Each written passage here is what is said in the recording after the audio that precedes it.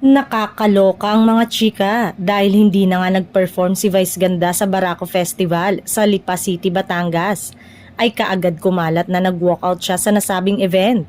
Tinanong tuloy ang isang malapit kay Vice tungkol sa chikang yon pero hindi naman daw may tuturing na walkout ang ginawa ng Unbogable Star after pumalakpak ang music sa kanyang dance number. Say ng source, hindi naman may tuturing na walkout yon dahil after pumalakpak ng music, nagsalita pa naman sa stage si Vice. Bumati pa siya, binati pa niya sina Ate V pati yung party list group. Hindi naman kasi kasalanan ni Vice yun, nairita ang lola mo dahil mali yung music na isinalang. Hindi na lang siya nagsayaw.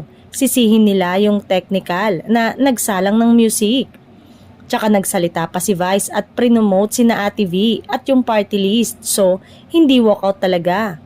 Sa mga video nga na kumakalat, nag-start na ang dance number ni Vice at nakatalikod na siya sa may stage at nagsimula na ring magsayaw ang mga dancer hanggang sa umalis siya dahil malingang music ang pinatugtog. Marami naman ang nanghinayang na hindi tinuloy ni Vice ang kanyang dance prod dahil nag-rehearsal pa naman siya days before the Barako Festival finale event.